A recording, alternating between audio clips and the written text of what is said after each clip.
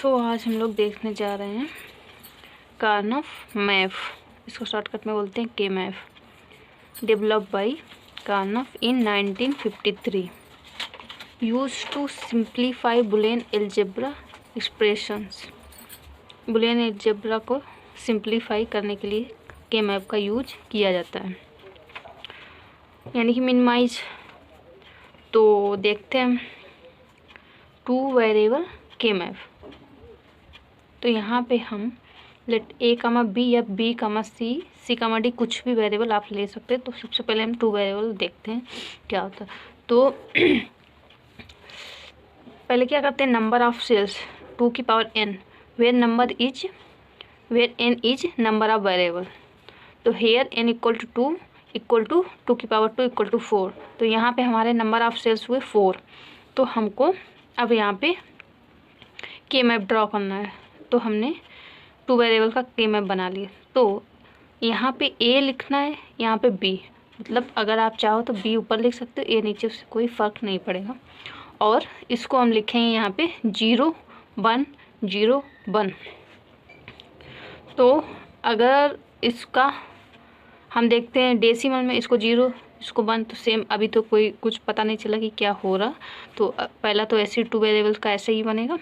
तो ये हमारा 0 1 2 3, हमेशा हम यहाँ 0 से काउंट करते हैं। तो हमारे 4 सेल्स बने हुए।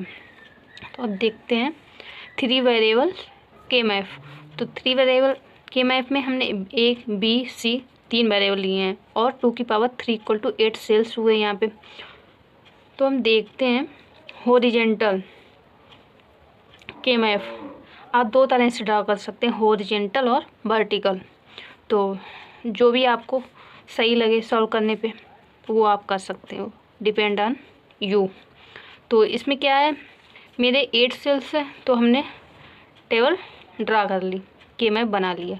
तो अब हॉरिजेंटल में हमेशा याद रखना 3 वेरिएबल का ए बी, मतलब कि 2 वेरिएबल ऊपर करना है और नीचे 1 वेरिएबल करना। आप चाहें तो ए बी मैंने लिखा है यहाँ पे, आप लिख सकते हैं बी सी या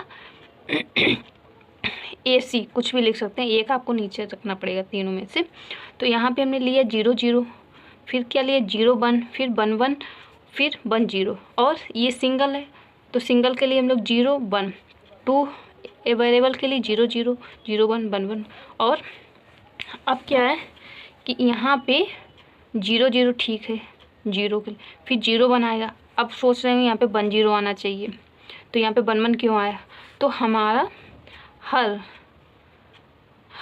मतलब कॉलम या कुछ भी बोल सकते हैं, हर कॉलम मतलब चेंज होने पर 1 ही डिजिट यहाँ पे मतलब चेंज होनी चाहिए, या तो 0 या 1, 2 चेंज नहीं होने चाहिए। तो यहाँ पे देखते हैं 0 का 0 सेम ही रहा, 0 से 1 हुआ तो एक ही चेंज हुई, ये सही है।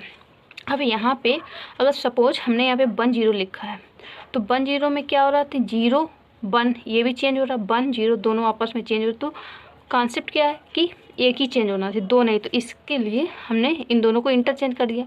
यहाँ पे हमने 1 1 कर दिया, यहाँ पे 1 0 कर दिया। तो 0 1, तो ये 0 1।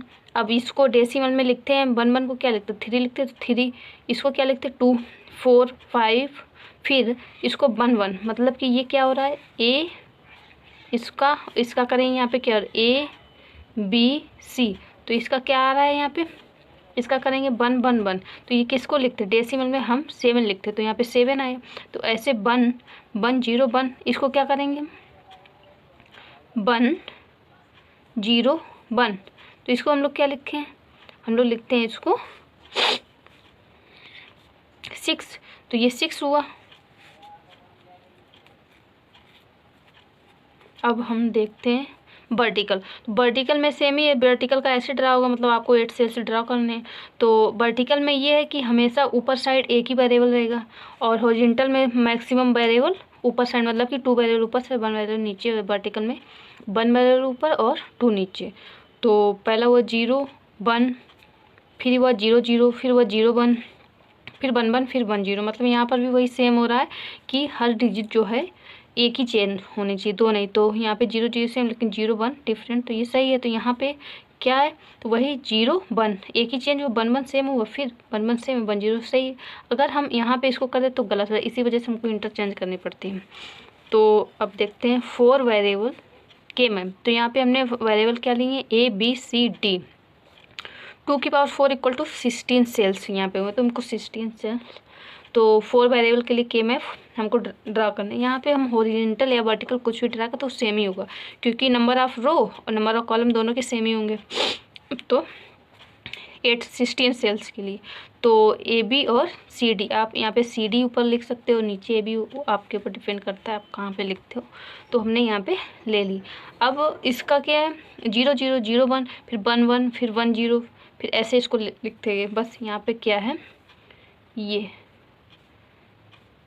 सेम है और ये डिफरेंट, मतलब कॉन्सेप्ट यही चलना चाहिए। अब ये डिफरेंट, ये सेम, सही है, ये सेम, ये डिफरेंट, मतलब सही है। तो इसीलिए हम लोग इंटरचेंज किए।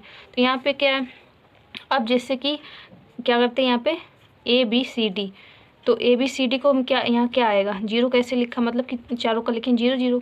अगर हमें लिखना है 5 का, तो 5 का हम देखते हैं कैसे लिखेंगे।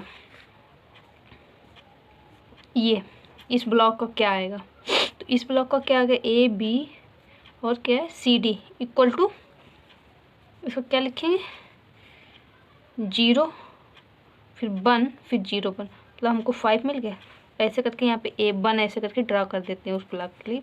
तो ऐसे क्या है, ए बी सी डी को 1 1 0 1 0, तो ये कहाँ पे मिलेगा 1 0 और 1 0, ये हमारा मिलेगा 1 0 1 0 इस ब्लॉक में मिलेगा, मतलब कि 11 ब्लॉक में।